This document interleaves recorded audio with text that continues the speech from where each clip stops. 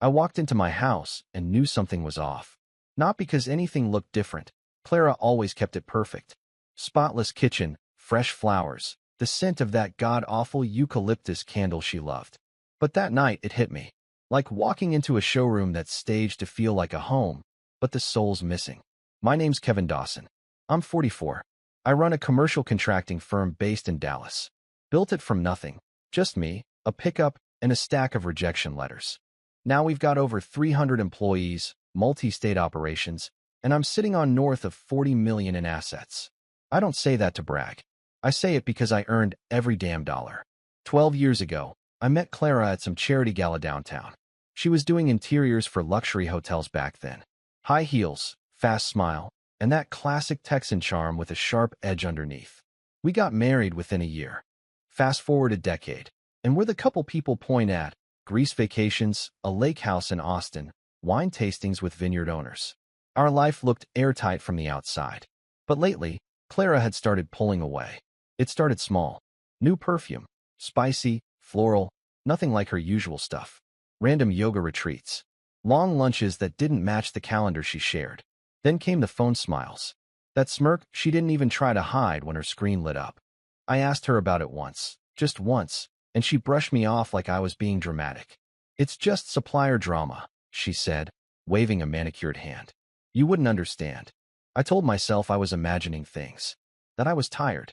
That the stress of landing the Henderson Complex project was getting to me. Hell, I even booked a weekend getaway for us in Fredericksburg just to reconnect. She said she was booked solid, some boutique buyer coming in from LA. I believed her. I wanted to believe her. Then one night, I got lucky. My flight to Phoenix got delayed, then canceled. I didn't call her. I figured I'd surprise her, bring dinner, maybe laugh about the chaos. I walked through the door and heard the shower running. Her phone buzzed on the kitchen counter. Text preview lit up the screen. "Brandon, room 218. Usual place. Can't wait to see you again." I just stood there. No air in my lungs. No thoughts in my head. Just rage building in my chest. Quick note. Before we start, how's your day going and where are you joining from? I picked up the phone, thumb hovering over it. Shower still going. I tapped the screen open. There it was. Line after line of messages. That was the moment I knew. Everything I thought I built was a damn lie. I kept scrolling. The messages weren't just a fling. They were a damn routine. Morning texts, late-night jokes, explicit stuff I'll never be able to unsee. Some of them even mentioned past trips, New Orleans, Denver. I knew where I'd been on those dates. And I knew where Clara hadn't. Then I saw the name, Brandon Moore. That hit me like a gut punch. I'd met him once, about a year back at a zoning board meeting downtown. Brandon was pitching some overpriced mixed-use development near White Rock Lake. Slick guy? Mid-30s. Too much cologne. Firm handshake. Too eager to name-drop mutual contacts. I remember thinking he was the kind of guy who talks more than he listens. And apparently, the kind of guy who screws another man's wife. I heard the shower shut off. I locked the phone, slid it back where I found it, and walked down the hall to my office like nothing happened. This wasn't the moment to explode. That would give her control, and she didn't deserve that anymore. I opened my contacts and scrolled to Marcus Yates. Marcus wasn't a PI, at least not in the traditional sense. He'd done vetting and background sweeps for me when I was hiring exec-level subs or bidding on city projects. Quiet, clean, no paper trails. He picked up on the second ring. "Kevin," he said, "didn't expect to hear from you this late." "I need a full surveillance package," I said, keeping my voice low. "Discreet, off books. No margin for error." He didn't ask why, just said, "Text me the details. I'll start tomorrow." I did more than text him. I sent over Clara's schedule, car info, boutique address, even her gym. Told him I wanted locations, timestamps, photos, bank activity, everything. I'd pay double for speed. Then I got to work on my side. I logged into our joint accounts and started moving liquid funds into my private LLCs, ones she didn't even know existed. I flagged every auto payment she'd set up. Froze one of the cards she used. Nothing aggressive, not yet. Just enough to reroute things without triggering alarms. I pulled up Brandon's background. His firm, Moore Design Group, had a shiny website and a decent client list. But dig a little deeper, and things got murky. Invoice padding on 2 public housing contracts, inconsistent permits, a couple lawsuits that got quietly settled. He was greasy, no doubt about it. Clara stepped into the doorway while I was still at my desk, hair pinned up, wearing a wine-colored silk dress I'd never seen before. She looked like she was walking into a cocktail party, not out to dinner with a private client. "You're still up?" she asked, grabbing her clutch. "Yeah," I said, swiveling in my chair. "Flight got canceled. Figured I'd catch up on estimates." She hesitated. Just a flicker. Then she smiled. "I wish you'd told me. We could have done something." I nodded like I believed her. "Maybe next time." She leaned over, kissed me on the cheek, and said, "Don't wait up." As soon as the door closed, I opened a new folder on my desktop. Named it Clara OPS. I wasn't just going to catch her. I was going to break this wide open. I wanted the facts. I wanted proof. But more than anything, I wanted to know how deep the betrayal went. By morning, Marcus had already sent a ping. Clara had stayed at the Fairview Hotel overnight. Room 218. Same room. Same Brandon. This wasn't a mistake. This was a whole second life. And now I was going to burn it to the ground. Every morning after that, I played my part like I was gunning for an Oscar. Made Clara breakfast. Sent her good morning texts. Asked about her boutique's new supplier, issues with the same fake concern she used on me. Even booked a couple's massage one weekend, just to stay consistent. She said she was too swamped, then left the house dressed like she was meeting the damn mayor. Meanwhile, Marcus kept feeding me everything. Photos, timestamps, GPS trails, videos. I had a whole digital archive of them sneaking into hotels, parking behind closed gates, sharing drinks at rooftop bars. Same man, same routine, over and over. Then came the bank records. Clara had opened a personal checking account I didn't know about. She was depositing cash into it, small amounts, just under reporting limits. Marcus traced it back to boutique walk-ins. Unrecorded purchases. She was skimming from her own business and hiding it. And worse, she was spending my money, our money, on the affair. Luxury spa in Uptown. Dinner at Papa's Brothers Steakhouse. A damn Mont Blanc watch that showed up on Brandon's wrist 2 weeks later at a zoning mixer. That was when it clicked. Brandon wasn't just some side guy. He was feeding off her and off me. I dug deeper into his firm's public contracts. Brandon's name popped up in 2 flagged audit reports out of Denton and Tarrant counties. Inflated invoices. Phantom subcontractors. Overbilled materials. Quiet probes with no action yet, but enough smoke to tell me fire was coming. I called Marcus. "Think you can get me his bid history and city contacts?" He didn't ask why, just said, "Give me a week." The next day, Clara floated into the kitchen wearing a pastel sundress, sipping her green juice like she hadn't just dropped $2,000 on a couple's massage package she'd booked under my name. "Thinking of expanding the boutique," she said, scrolling on her phone. "Maybe at a private styling lounge." "Sounds good," I said, cracking an egg into the skillet. "You'd kill it with that crowd." She smiled. "You really think so?" I nodded, flipped the egg. "Of course. You've got the touch." She kissed me on the cheek and walked off humming some upbeat pop song, while I stared at the sizzling pan like it was a bomb about to go off. That night, I pulled up all of Brandon's current CityLink projects and forwarded the info to Marcus. I didn't just want to expose him. I wanted him disqualified, blacklisted, ruined. Let Clara lie. Let her play dress up and pretend she was running her little empire. She had no clue the ground under her heels was already splitting wide open. I poured a bourbon, sat down at my laptop, and typed in Lauren Moore. It didn't take long. Brandon's wife had a polished LinkedIn profile, a couple local news articles about her clinic, and a charity spotlight write-up in Dallas Women in Wellness. She ran a pediatric therapy center in Plano, specialized in sensory development.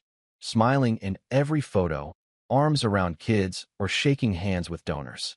The kind of woman who doesn't deserve what's happening behind her back. She was also listed as a co-host for the Texas Children's Foundation silent auction that Clara had been talking about for weeks. That was my opening. I RSVP'd through the foundation's site and made a last-minute donation big enough to get me into the premium circle. Clara had no idea I planned to show up. She thought I had back-to-back meetings in Houston. The event was held at the Downtown Arts District Museum. Classy venue, soft jazz, catered wine bar, and enough artificial charm to make your teeth hurt. I spotted Clara across the room, all smiles and air kisses in a red dress she used to wear only for me. She was busy working the floor, so I moved the other direction. Lauren stood near the silent auction tables, talking to some board member in a navy dress with capped sleeves. She looked genuine, not flashy like Clara, more grounded, someone who thought hard before speaking. I waited for a break in conversation, then stepped up. "Excuse me," I said. "Lauren Moore?" She turned. "Yes. Kevin Dawson," I said, extending my hand. "I think we've met, zoning board mixer last spring." Her eyes narrowed like she was trying to place me. "Brandon's firm did the north side design?" I nodded. "That's the one." She smiled. "Nice to see you again. I was hoping to catch a minute with you, actually, off the record." She looked a little puzzled but curious. "Sure." We stepped aside near a sculpture installation. I kept my voice low. "Have you noticed anything strange lately? With Brandon? His schedule? Where he's spending time?" She frowned. "He's been working a lot. Says there's a push on city permits. Late nights, early mornings. Why?" I tilted my head. Clara's been the same. Odd hours, vague details. Just made me wonder. Lauren's face stiffened, but she stayed polite. "You think something's going on?" "I don't know," I lied. "But I figure if we're both asking that question, maybe we shouldn't ignore it." She looked down at her wine, then back up at me. "You're the first person to even say that out loud." I didn't press. I just let it hang in the air. She stared into the crowd, her expression unreadable. After a few minutes, we parted ways. She thanked me for the honesty. I gave her my card. Clara didn't even notice I'd been there. Too busy schmoozing with donors and probably texting Brandon under the table. Later that week, Marcus confirmed what I already suspected. Lauren had no idea. No burner phone, no secret bank account, no shady trails. Just a woman believing in her husband while he fed her lies. That's when I decided she deserved the truth. I texted Lauren and invited her to lunch at a quiet bistro in Addison. She showed up early, dressed simple but sharp. Nervous but composed. "You found something," she said as soon as we sat down. I pulled out a slim folder and slid it across the table. "Not everything. Just enough to know this isn't about late nights and city meetings." She opened it slowly. Photos. Hotel timestamps. Transaction records.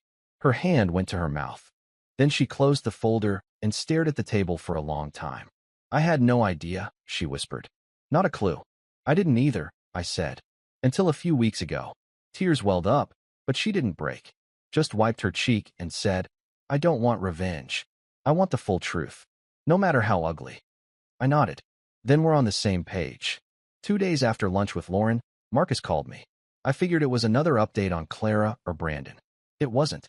"Listen," he said, his tone different. "I found something. Has nothing to do with your wife, but I think you need to see it." He wouldn't tell me over the phone. Said it was better in person.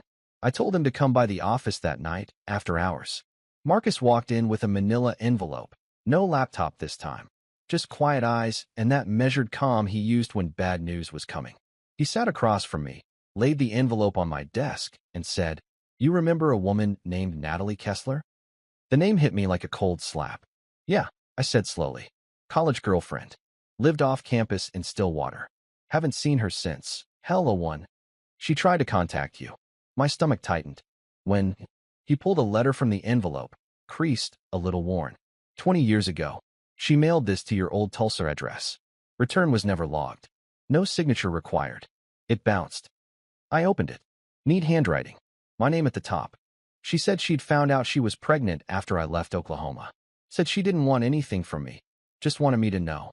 She left a phone number. An old landline that probably went dead years ago.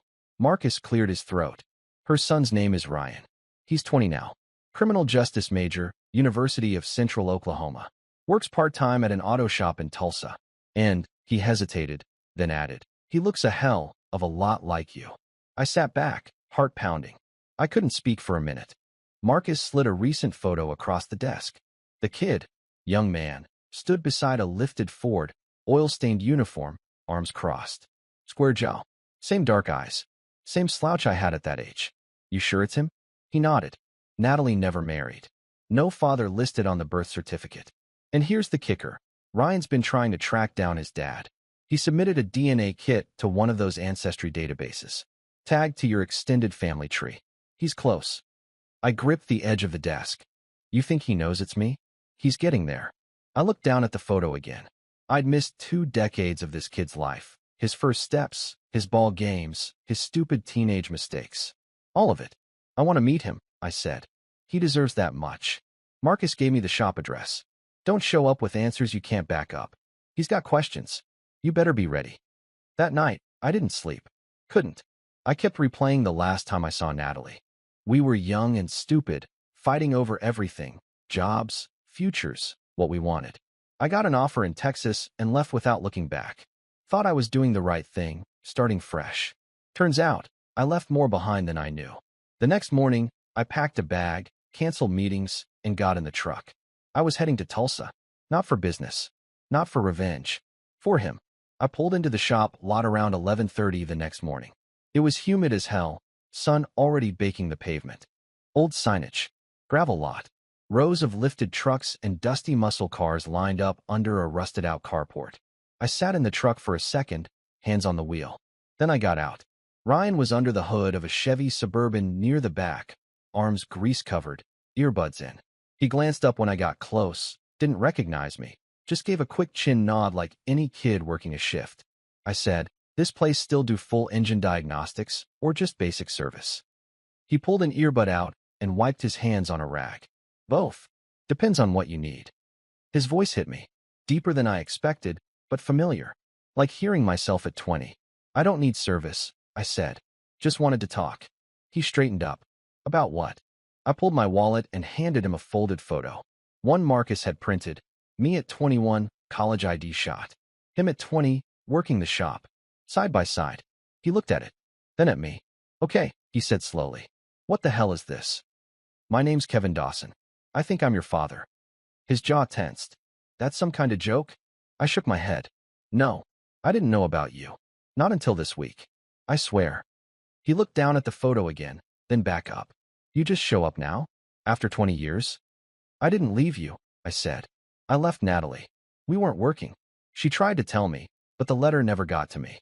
I found out 3 days ago and drove here the second I did." He folded his arms. "And what? Now you just get to make peace with it? Like it's fine?" "No," I said. "It's not fine. I've missed everything. That's on me." Ryan didn't respond right away. I could see him scanning me, my watch, my boots, the truck in the lot. "You some kind of millionaire contractor or something?" "Yeah," I said. "Built a business in Dallas. But none of that's why I'm here." He let out a short, dry laugh. "Sure it's not. Guys like you don't just pop up out of nowhere for nothing." I pulled my phone from my pocket, opened the folder Marcus had built, and showed him photos of Clara and Brandon. He narrowed his eyes. "Who are they?" "My wife. And the guy she's screwing behind my back." That got his attention. He looked at the screen longer. "I don't need sympathy," I said. "And I'm not here to dump my crap on you. I just thought maybe if you saw I'm not some perfect guy with a perfect life, maybe you'd hear me out." Ryan stayed quiet. I let the silence sit. After a minute, he said, "Mom ever tell you my major?" "Criminal justice," I answered. He nodded, slow. "You do background checks like this on everyone?" "Only the people I can't afford to ignore." That broke the tension a little. He smirked, almost. I asked if he wanted to grab lunch, and he said sure, if we kept it close. We sat in a greasy burger joint next to the shop and talked for almost 3 hours.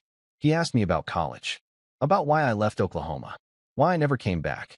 I answered everything straight. No sugarcoating. When we were done, I said, "I'm not asking you to call me Dad or pretend like nothing happened. I'm just asking for a shot. One shot to know you." He picked at the fries. Then he nodded once. "I'll visit Dallas. See what kind of man you really are." That was all I needed. Ryan showed up in Dallas Friday afternoon with a duffel bag and a guarded look in his eyes. He stayed at my place. Guest room, clean sheets, no pressure. First night, we didn't do much. Ordered pizza, watched a Rangers game on mute while we filled in the blanks on 20 lost years. Next morning, I took him to a real game. Field-level seats. He raised his eyebrows when he saw where we were sitting. "Damn, these aren't nosebleeds."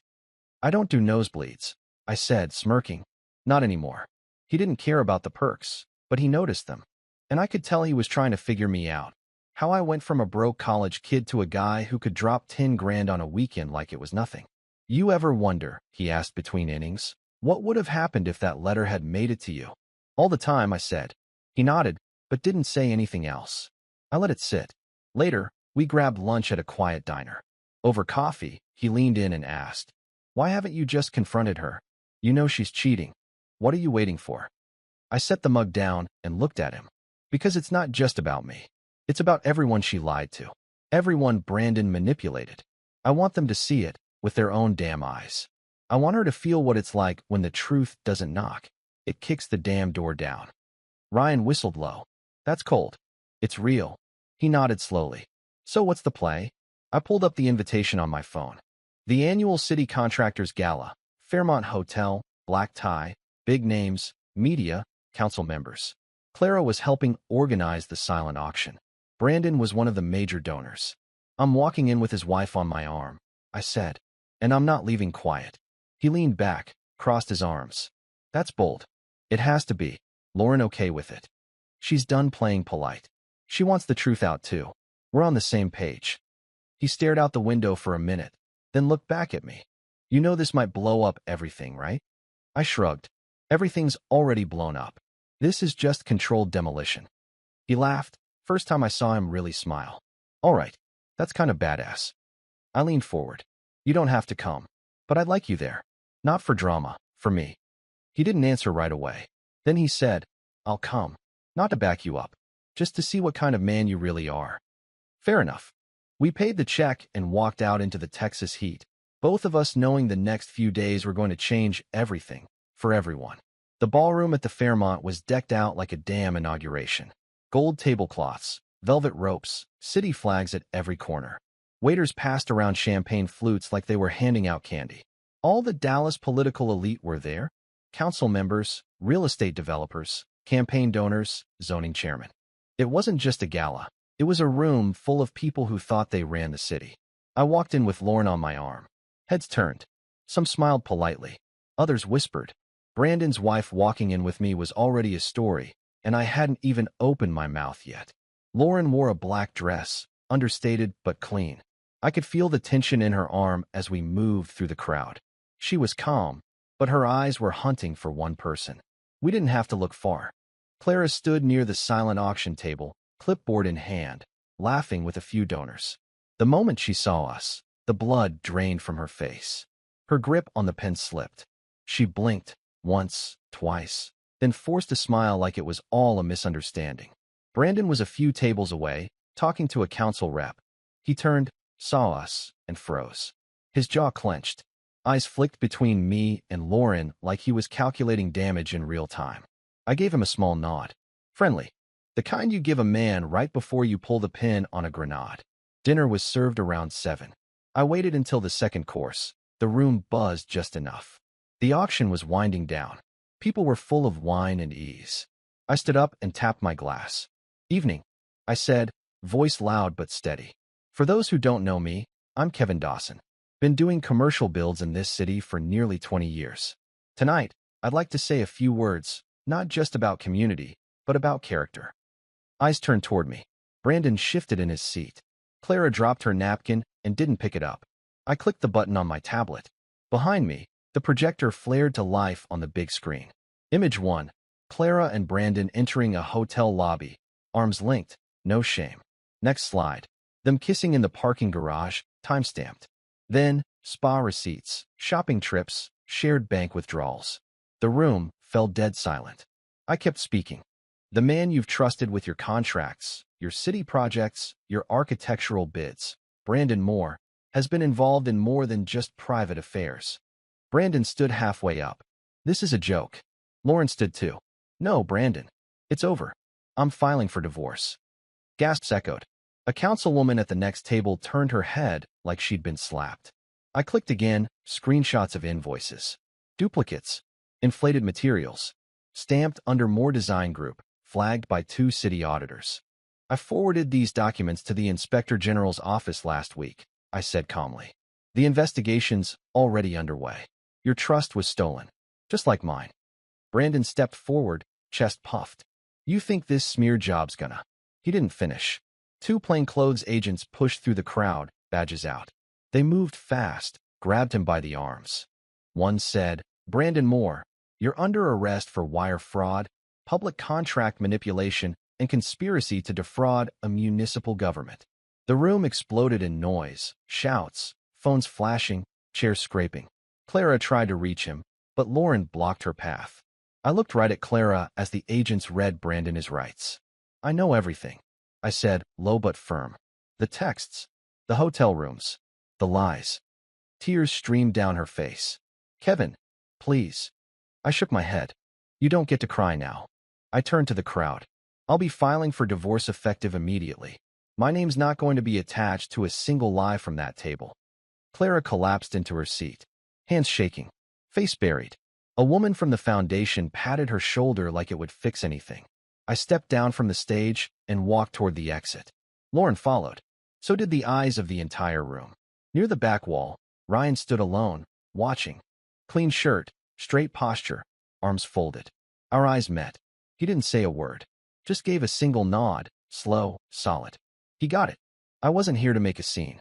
I was here to make things right. 6 months later, I stood in the back row of the Hughes Auditorium at SMU Law, watching my son walk across the stage in a Navy suit, shaking hands with the dean like he'd been born for it. Ryan Dawson, academic excellence in criminal justice. He'd transferred to Dallas 2 months after the gala. Said he wanted to be closer, but made it clear, no handouts, no shortcuts. He kept working part-time at a garage in Mesquite, paid half his rent, and told me if I ever tried to pay off his tuition, he'd switch schools out of spite. I respected that. Clara, last I heard, was managing a chain retail outfit in Tulsa. She'd sold off the boutique, moved out quiet, and disappeared from Dallas circles entirely. I didn't hear from her, and I didn't go looking. Brandon was still sitting in federal holding. Wire fraud, conspiracy, falsifying public records. His trial date was locked in, and prosecutors were already talking 10 to 15. His firm was gone. His name? Ruined. Lauren? She walked away clean, sold the house in Plano, opened a new therapy center in McKinney. She kept it small, focused, used the settlement to rebuild without noise. We talked now and then. Nothing dramatic. Just two people who'd survived the same storm. After the ceremony, Ryan found me in the crowd and slapped the award against my chest with a grin. "You owe me steak," he said. "Ribeye or nothing," I said, grinning back. He nodded toward the parking lot, slowing his pace as we walked. "You ever regret any of it?" I thought for a second. "Yeah," I said. "The lies. The time I lost. The fact I didn't know about you until you were already a man." He kept his eyes forward, silent. "But if all that crap hadn't happened, Clara, Brandon, everything, I might never have found you. So no, kid. I don't regret it. Not one bit." We reached the truck. I looked him square in the eye. "Now," I said, "we build something real. Something honest." Ryan held my gaze. "No hesitation this time. Let's do it." Drop your thoughts in the comments. And don't forget to like and subscribe for more stories like this.